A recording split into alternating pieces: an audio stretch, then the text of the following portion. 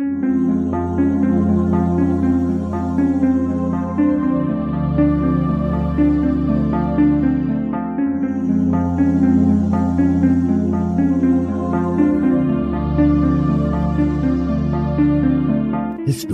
tells the story of the world and of our lives. Sometimes that history goes bump in the night.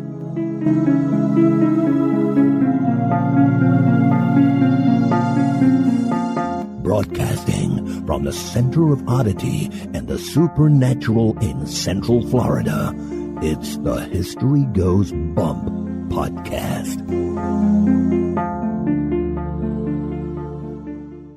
Hello, you spooktacular people. Welcome to this 118th episode of the History Goes Bump podcast. Ghost tours for the theater of the mind. I am your host, Diane. And this is Denise. And our listeners probably realize after listening to so many shows that there's a particular area that we have not been to. And we've mentioned it before. We haven't been down to Mexico or South America. And so we had put this out there, and one of our listeners, who's now a member of our research crew, Kristin Swintek, said, well, you know, there's some great legends in Mexico. And she suggested a couple to us, and I said, hey, why don't you come on and share some stuff with us? So we are joined by special guest Kristin Swintek. How are you, Kristin? I'm doing great. Thanks for having me, ladies. Well, we are very excited to hear all about these different legends in Mexico. They're very creepy and weird, for sure. Oh, yeah. Definitely. And the pronunciation of the words, hopefully you can help us out. Okay, no problem. Yeah, I keep telling our listeners I need to put together a little pronunciation dictionary to help us because we always pronounce everything wrong. Except for our listeners take such glee in correcting our pronunciation, so we would take that joy away from them. Well, that's true. Kristin, why don't we have you tell the listeners out there a little bit about yourself so they can get to know you? Okay, I'm from outside Chicago, Illinois, and I work in higher ed doing web design. And in my spare time, I like to listen to podcasts. I'm a really huge nerd. I really love history, so I watch a lot of History Channel. I find more history on the Travel Channel, oddly. But there's a lot of cool stuff on there. My husband and I collect a lot of board games and see a lot of movies. I found you guys I'm one of the many who found you guys from bizarre states. So, and I just love the podcast, and you guys are great. Well, thank you so much. And I have to say that Chicago is a fabulous place to visit. I don't know if I'd want to live there. It gets too cold. Oh, yes. Yeah, you definitely don't want to be up here when we're getting the foot of snow in the winter in the middle of January. Yeah, it's not fun. Definitely not. That's why we're down here. Well, before we get into telling everybody about the legends of Mexico, we want to point you guys at our website, historygoesbump.com. Denise, if people want to send us feedback, where can they do that? They can do that at historygoesbump@gmail.com. And we did get an email from Lindsay Heisel, I think is how you say the last name. You want to share that, Denise? So Lindsay writes, I wanted to write because I have been enjoying your podcast for the past few months. I was referred to it by Jess over at Bizarre States and am almost caught up with all the episodes. My 10-year-old and I enjoyed the Salem Witch Trial episode together, and I hope to share some more with her. I would like to recommend my former home state of South Dakota's very own Deadwood as a subject. Not only is it where Wild Bill Hickok was famously killed playing cards, but is also home to several hauntings. From the Bullock Hotel to the site of the Green Door Brothel and the underground tunnels built by the Chinese people who lived there while the railroads went up. It is an area full of intrigue and history. I love visiting the Black Hills whenever I get a chance and always make it a point to spend at least an afternoon in Deadwood taking in the sights. Thank you for making such a fun and informative podcast that it's not too scary so I can share it with my girls. I have too many favorites to list. Keep up the good work. P.S. We also have a pet named after a cartoon princess. Our cat is named after Princess Luna from the My Little Pony series because she's black like the night, and my girls were obsessed with that show when we got her. Very cute. Well, thank you, Lindsay. And what's interesting is not only did we get that email, but then we got a couple of shout outs on Twitter from some Lindsays. I guess it was the week of Lindsays. Lindsay Berry and Lindsay Smith also shouted out to us on Twitter. So I was like, the name Lindsay is really clicking in here.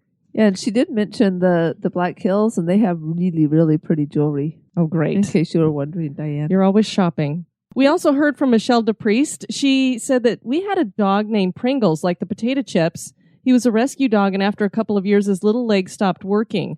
We hospitalized him for a week, hoping with steroids he would get better. The vet kindly explained that he had a lot of damage to his spine. Who knows what happened before we got him? That's how we are with Tiana. Don't know what happened to her. And we had to put him down. I told them to go ahead and send him for cremation. Several weeks passed, and one night I dreamt of my little Pringy.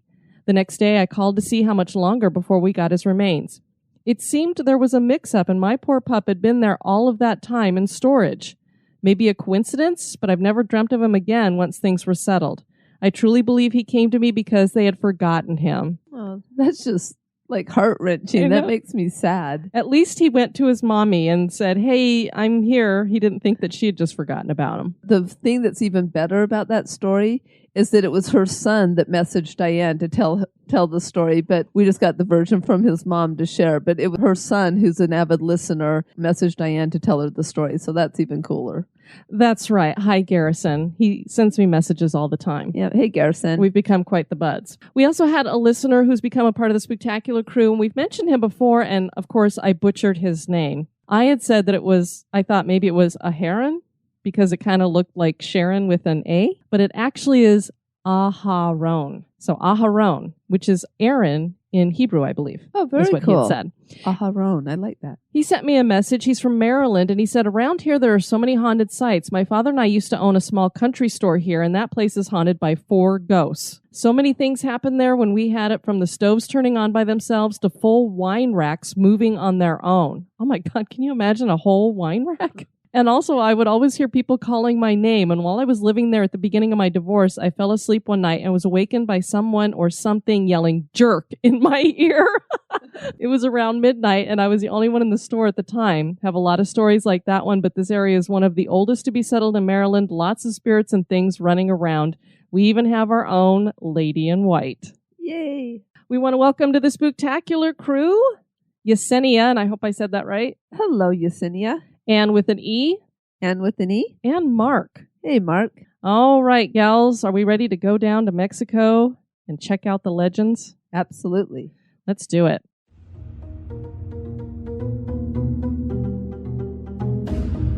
Become an executive producer of the History Goes Bump podcast for as little as $1 a month. For $5 a month, you can access exclusive content like the Haunted True Crime Bonus Cast. And for $10 and above a month, you get all that plus awesome History Goes Bump gear. Check out patreon.com/historygoesbump for more information. Or you can give us a one-time donation by clicking the donate button at historygoesbump.com.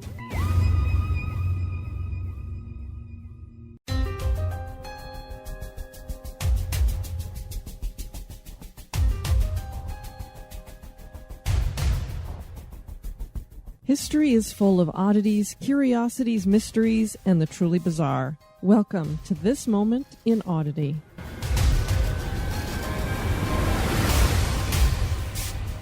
This episode's Moment in Oddity is by Bob Sherfield. The Highwaymen were thieves who preyed on travelers across Great Britain from the Elizabethan era right through until the 19th century. The term highwayman was first recorded in 1617, though they were also known, slightly euphemistically, by names such as Knights of the Road or Gentlemen of the Road. In the 19th century American West, they were known as road agents, and in Australia as bushrangers. The method of robbery they employed usually involved them working in pairs or small gangs and targeting poorly protected stagecoaches and postboys. They would halt the coaches with a cry of "Stand and deliver," or "Your money or your life." They would lay in wait on the main roads that radiated out of London, favoring heathland or woodland to spring their attacks. So bad did the problem become in Hyde Park that the King, William III, had the route between St. James Palace and Kensington Palace lit with oil lamps, making it the first artificially lit highway in Britain. One of the most famous of these highwaymen was Dick Turpin. Born in Essex in 1705, he trained as a butcher, but by 1730 he had joined a gang of deer thieves whose activities progressed to armed robbery of houses. After a long period of activity in which they terrorized London and the surrounding villages, the gang had been caught by the authorities and many were hung at Tyburn. Turpin turned to highway robbery after this. Turpin and his partner, Tom King, operated from a cave in Epping Forest, robbing anyone who passed their hiding place. So notorious did he become that a bounty of 100 pounds was placed on his head. A botched horse robbery would start the decline for Turpin. The horse he stole was traced to a pub in East London, and when King came to collect the horse, Turpin accidentally shot him rather than the constables who were trying to arrest him. A dying King provided the information on where to find the hideout to the police. Turpin fled London and headed to Yorkshire. When he returned home, he was arrested. The local police investigated as to how he made his living and discovered that there were charges of sheep and horse stealing against his name. While being held in the dungeons of York Castle, Turpin wrote the letter that would prove his undoing. He wrote to his brother in London asking for a character reference. His brother was too mean to pay for the postage, so returned it to the post office. By complete coincidence, Turpin's former teacher saw the letter and recognized the handwriting. He was sent to York to identify him, and Turpin was sentenced to death by hanging. His hangman, ironically, was a pardoned criminal, possibly a member of the gang he had been a part of in 1730. That would have been the end of his story, and he would have most likely faded into obscurity had not, in 1834, a novel called Rookwood been published. In this, a fictional Turpin is credited with riding from London to York in one night on his horse Black Bess in order to create an alibi. This novel made Turpin into a noble highwayman rather than a thief. The fact that such a notorious criminal was convicted because his handwriting was recognized by a schoolteacher certainly is odd.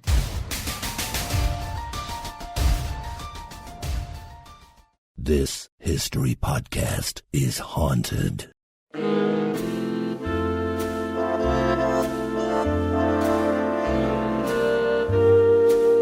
This day in history.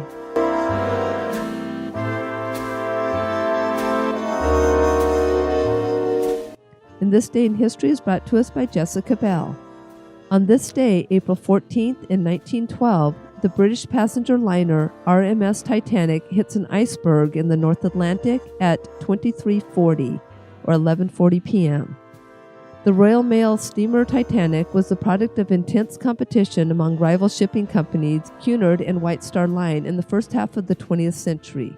The Titanic was one of 3 ships that were part of the new Olympic class of liners from White Star Line. Each Olympic-class liner would each measure 882 feet in length and 92.5 feet at their broadest point, making them the largest of their time. Titanic's creators believed that they had built an unsinkable ship due to the Titanic's double bottom and 15 watertight bulkheads equipped with electric watertight doors, which could be operated individually or simultaneously by a switch on the bridge. It is thought that this design had a fatal flaw, that while the individual bulkheads were watertight, water could spill from one compartment into another. Titanic departed for its maiden voyage from Southampton, England on April 10, 1912. After stops in Cherbourg, France and Queenstown, now known as Cobb, Ireland, the ship set sail for New York with 2,240 passengers and crew. Due to all the press surrounding the Titanic, many of the passengers were high-ranking officials, wealthy industrialists, dignitaries, and celebrities. After 4 days at sea on a moonless night, a lookout saw the iceberg dead ahead, rang the warning bell, and telephoned the bridge. The engines were quickly reversed, and the ship was turned sharply, and instead of making direct impact, the berg seemed to graze along the side of the ship, sprinkling ice fragments on the forward deck. The lookouts had no idea that the iceberg's jagged underwater spur had slashed a 300-foot gash well below the ship's waterline, and that Titanic was doomed. In compliance with the law of the sea, women and children boarded the boats first. Only when there were no women or children nearby were men permitted to board. Sadly, due to confusion and chaos, nearly every lifeboat would be launched underfilled, some with only a handful of passengers. The Titanic managed to stay afloat for 3 hours, and only 705 people survived. Lessons have been learned from the 1,500 lives lost on the Titanic, from increased training and appropriate personal protection to standardizing requirements for emergency procedures. Maritime safety has improved and many lives have been saved.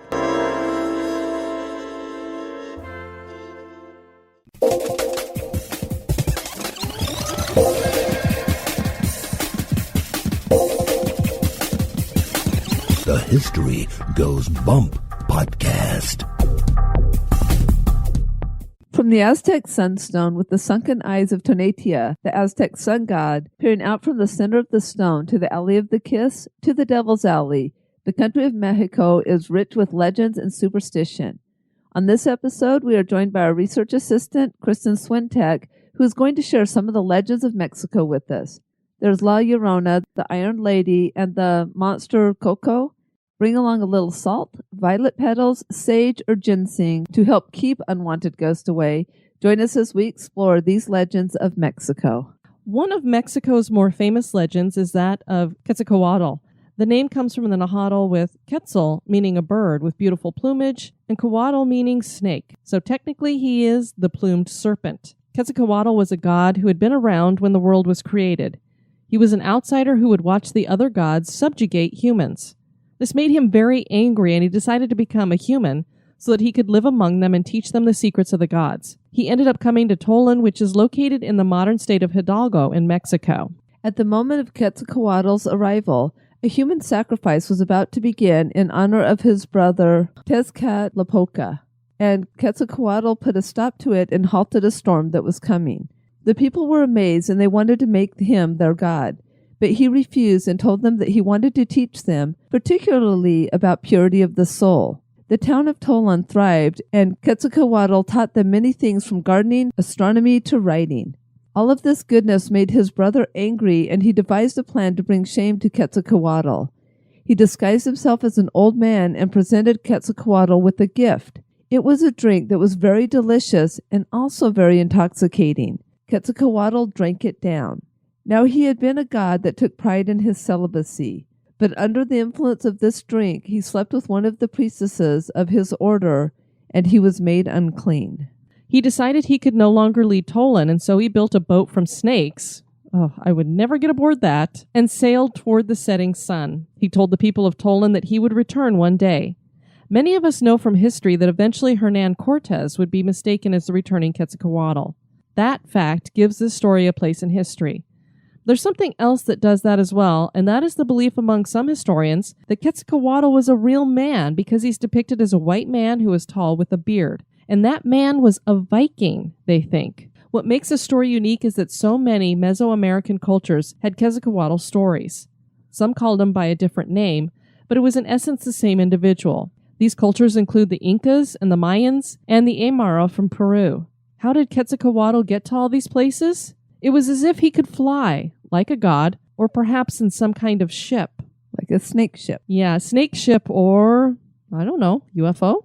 Kristin, so did Denise say that right? La Llorona? That's right. Okay, well, this is a pretty well-known legend down there in Mexico. Tell us a little bit about her.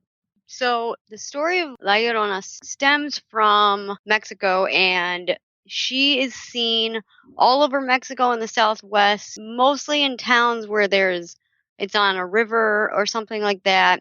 And people usually see her spirit on the river crying for her lost children. And she will often say, "Ay, mi hijos, oh, my children, my children." And the legend goes that a woman was walking along with her children and sees her husband with another woman. Ooh. And in a fit of rage, she drowns her children as revenge for what her husband has done. And then when she realizes what she has done, she's instantly remorseful and then throws herself into the river after her children and drowns herself. And supposedly, people have seen her ghost after years and years. They will often see her at night dressed in white. Uh-oh. So another lady in white. She seems to be everywhere.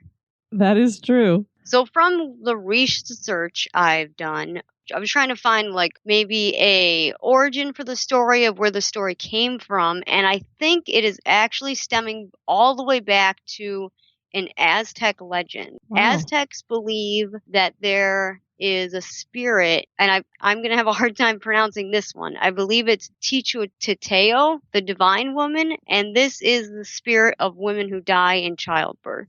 The Aztecs believe that childbirth is considered like a battle, and these women, when they are in childbirth, are like warriors. So if a woman dies in childbirth, they're considered like a fallen warrior or like a warrior who's fallen in battle. These spirits were feared by the Aztecs, and they were said to haunt crossroads at night and steal children, thinking like they were stealing the children that they never had.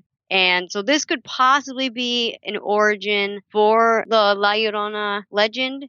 And when the Spaniards conquered Mexico, a lot of those beliefs from the Aztecs and the Mayans sort of changed because when the Spaniards brought in Catholicism, a lot of those native beliefs kind of went away and they sort of maybe changed it.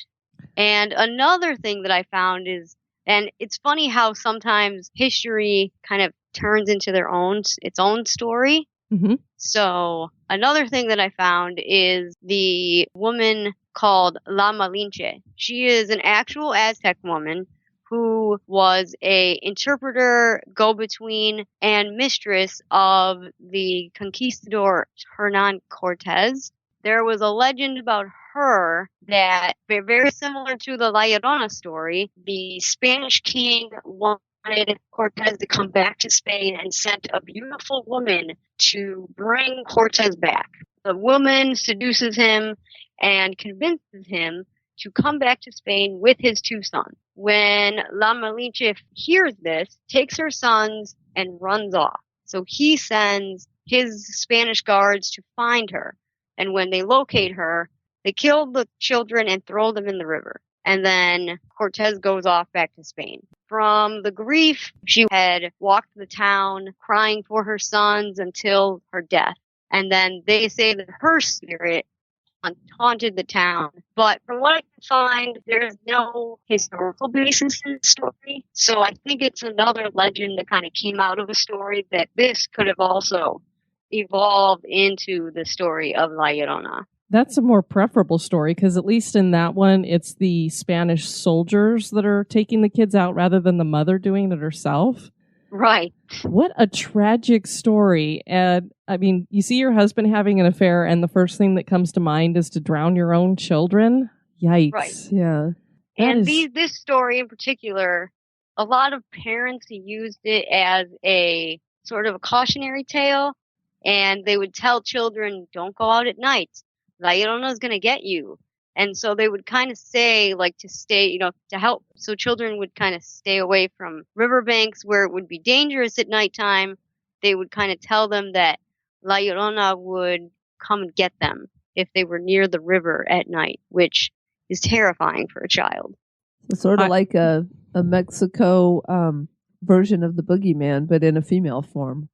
Yes, and we'll get into that a little bit later because there's another boogeyman. Yeah, that monster.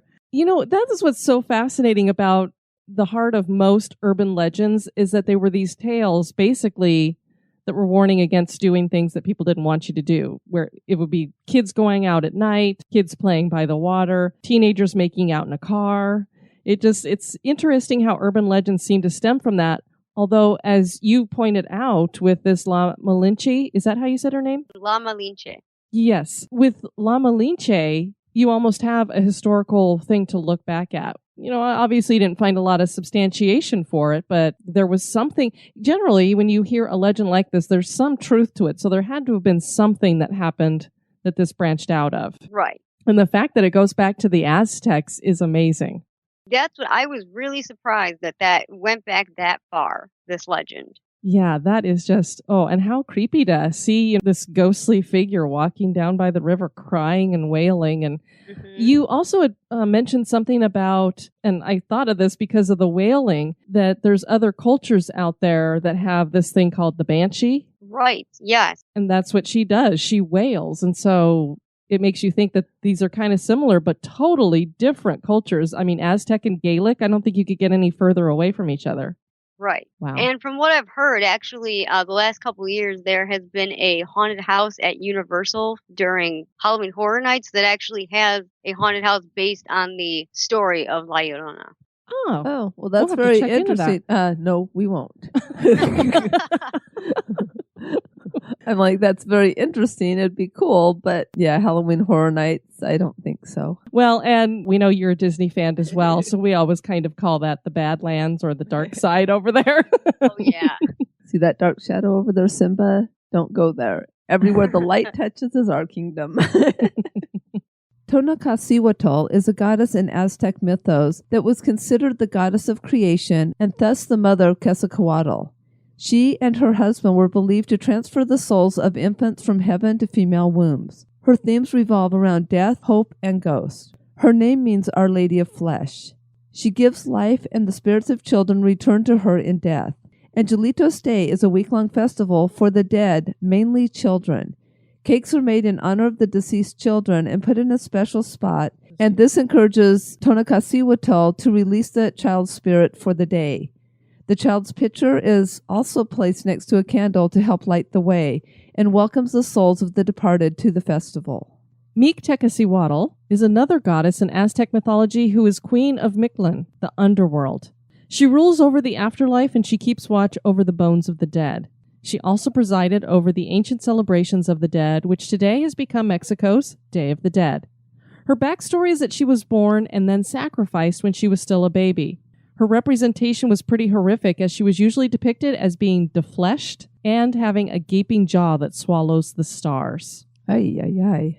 Well, we have another lady that there's a legend about, and I found this fascinating, that she's called the Ironed Lady. I have no idea. Is this La Planchada? Yes. Oh, I said it right. Tell us about her. This is actually a story I hadn't heard until I started doing research, and it's a little bit more positive than the story of La Llorona, but this is a story of a woman who is known for her impeccable, neatly ironed nurses' uniforms. That's where the Ironed Lady comes from. In the 1930s, in Juarez Hospital in Mexico City, reports were coming out of patients miraculously getting better or healing from whatever conditions that were ailing them. And these patients were saying that a nurse came to them in the night, sat with them, just talked to them, and then would go away. And they didn't realize until after she had left that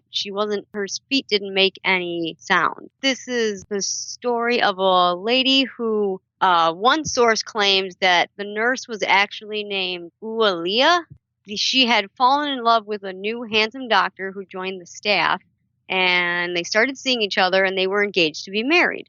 Then one day he had to go to a conference in another city. This wasn't back in the 30s, so obviously, there weren't really phones available, and she didn't hear from him. And she was getting worried, and she came to find out that he met another woman at this conference, and she never heard from him again. Oh my God, what a jerk. Not only did he leave his job at the hospital, but he just leaves her. So she was grief-stricken and depressed, and because of the depression, her work began to suffer. And supposedly one of her patients had died from the neglect and from her being so preoccupied with this gentleman. And when her patient died, she was so guilt-ridden that she just kind of wasted away. And she died after that. And I guess now her visiting these patients is like an atonement in the afterlife for her negligence while she was living. That's so interesting that the reason why they start thinking that she's not a normal nurse is because they don't hear her footsteps. Right. And from what I have found, this happened recently. This has happened, in recent times. And they say that people don't even realize that she isn't, a nurse who works there. They might think she's like a nurse on the night shift. Recently, though, they noticed that she has a very old-fashioned nurse's uniform, and it's impeccably starched and ironed, and they don't realize that she's not real until she kind of moves away. Sometimes they say she kind of floats away out of the room. Mm-hmm. Others have said she emits an unearthly glow, which is very calming and peaceful. So people have often think that she is an angel. How interesting. Yeah. And, I was wondering if her uniform would start to give her away, just because pretty much nowadays they wear scrubs. There's not too many nurses that actually wear uniforms anymore. Right. I think maybe in Mexico they still might wear more those tradition. kind of uniforms. Yeah. Okay. Well, the first thing that would have given it away for me was that she was quiet, Because I know when you were in the hospital room, every nurse came in, they were like, I'm like, golly, no wonder poor Diane can't sleep. Yeah, I don't know how anybody sleeps in a hospital and then they wake you up every hour to give you medicine or check your blood pressure or where are you? That one nurse like hit your bed with the rack and then she dropped something. I'm like going, well, aren't we quiet? I need to go home so I can rest. Yeah, wow. It is interesting that she's now making atonement for what happened in the previous, her actual life. So Yeah. it's kind of nice to hear about a nice ghost every so often, not one that's scaring people, one that's actually, and it's not even that she's just coming and bringing them comfort, that she's actually helping them to heal, does kind of give her that angelic type of feeling. Right. It was a nice change of pace to find a ghost that was actually doing something good for once. Yeah, instead no of just kidding. scaring people. Well, Colin, you think of how deep her grief was about losing a patient that was at her fault, like she was distracted, and how grief-stricken she was that she would come back for all of these years just to heal, to try to make up for that one mistake. I mean, a huge mistake, but that's very cool. Yeah. Denise, are you scared of monsters? I don't like monsters, unless it's Sully and Mike. Well, this definitely is not Sully or Mike, and it's pretty terrifying. How in the world do you say, is it El Cucuy? El Cucuy. Cucuy, otherwise known as El Coco. Yes, El Cucuy. I've heard this from many of my cousins, and I seen it firsthand. An aunt tell one of my young cousins not to go into a part of the basement that was dark. It was actually the utility room, because El Cucuy is in there. That is not nice. No. But, I mean, Mexican parents do this all the time with all their kids. Every house has an El Cucuy room that you don't go into. When I was doing this research, I came across an internet meme of a man who looks kind of sad, and it says, I can't go into the kitchen at midnight because El Cucuy is in there.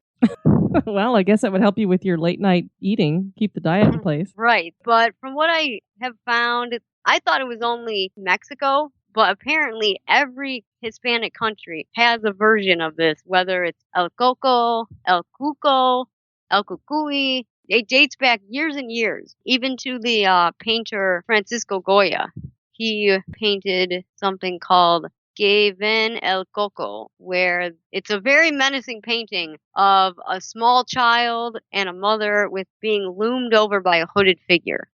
Pretty creepy. That sounds creepy. And I've even found a rhyme dating back to the 17th century that says, sleep, child, sleep now. Here comes the Coco and he will eat you. You know what this reminded me of with this monster eating children who disobey their parents, Krampus. Yeah, very much so. That's who I was thinking of. So it makes you wonder if that's where he's originated from, is it's a threat to keep kids in line. Oh, yeah. That's a really good point, because I was thinking when you guys did the story on Krampus that it reminded me of like kind of El Cucuy a little bit, because this is another tale that parents will tell their children. If you don't listen to me, El Cucuy is going to come and get you, or go to sleep, or El Cucuy is going to get you. Yeah, whatever happened to Santa's going to put coal in your stocking, right? You're going to get eaten. And I couldn't really find a description of what El Cucuy looks like. However, a monster that eats children, I think, is just scary enough. I don't need to know what he looks like. The fact that it's even a possibility that a monster is going to eat me, that's scary enough. Yeah, I'm thinking it's got to have big teeth, and that's enough. Oh, yeah. Well, those legends are fascinating. I had never heard any of them. Had you, Denise? I had not. No, so that's very cool. Thank you for bringing those to us. For sure. So we definitely enjoy having you as a part of our team. I just think it's funny that all the little Mexican children are terrified that they're going to be eaten by monsters in their house. Well, when you think with some of them calling it El Coco, that doesn't sound too bad. Right. The chocolate. Yeah, I'm thinking maybe he brings chocolate. But yeah, nope.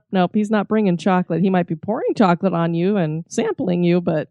Actually, I could see them doing that, though, because remember the 3 boys that I used to teach Taekwondo to? And the worst punishment that they could ever have was to have to go to Granny's house for the weekend. And I could not wait to meet this matriarch of their family that had these teenagers like completely trembling if they had to go visit Granny, not on a good day, like not like for dinner, but like okay, that's it. You've been bad. You're going to Granny's house for the weekend. Because I met her and she was like 4 foot something, just little tiny Mexican woman. And she ruled that house with a firm hand. So I could see her telling them about El Coco. Yeah, I wouldn't want to go to Granny's house, that's for sure. Are these legends of Mexico based on true stories? Did these people actually exist, or are they just myths? That is for you to decide. Pretty creepy stuff. Definitely. Well, Denise, we are going to be off to Denver, Colorado this weekend. Yes, we are. We are planning on 2 meetups. And we will try to Periscope as much as we can. So if you're following us on Periscope, be watching for that. Our next episode will be featuring Folly Beach in South Carolina. And this place has it all, Denise. I'm really looking forward to sharing this with everybody. Excellent. Was suggested by our listener, D. We do have some reviews to share with everybody from over at iTunes. 5 stars from Katie Doherty. Wonderful podcast. I'm absolutely addicted. The subject matter is informative yet highly entertaining, and the hosts are so warm and relatable. Well, thank you. Might be because we're in Florida, so we're warm. And then we got another 5 stars from Absolution Studio. Informative and scary? You betcha. I happened upon your show searching for podcasts about the Salem witch trials, which I'm slightly obsessed with. Halloween is my favorite holiday, and I love ghost stories and history, so I knew this would be right up my alley. I'm from the Oklahoma City area, so it was especially fascinating to listen to the episode about the Skirvin Hotel, which my husband and I stayed at for our wedding anniversary last year. Oh, very cool. I would ask if anything went bump while you were there, but it's really none of my business. Oh, Diane. Especially since it was an anniversary trip. History Goes Bump is an all-around great spooky show with historical facts mixed in. Highly recommended. Well, thanks so much, Absolution. And Mike Roz, excellent 5 stars. Love the show and appreciate it. Well, thank you, Mike. That's very nice of you. All right, Kristin, well, thanks so much for joining us and taking time out of your night to hang out with us. Oh, sure. You take care. Okay, thanks. Talk to you later, guys. Okay, yeah, thank you so much. All right, bye-bye. Okay, bye. We're so glad that you were able to join us for this show. I have been your host, Diane. And this has been Denise. You take care now. Bye-bye. This episode was brought to you by our executive producers. We'd like to thank Corey Untalon for increasing her donation. Thank you. Be sociable. Drop the chain rattling, neck biting, and shape shifting. And join us on Facebook and Twitter at History Goes Bump. Like the page and follow us. Societies rise and societies fall. When the time comes, one society steps forward to build a better future. The Wicked Library, Kettle Whistle Radio, Night Story Podcast, Prog Watch, Red Horse Radio, The Lift, History Goes Bump, Listen, the M Writing Podcast, Society 13, Rebuilding Society, one podcast at a time.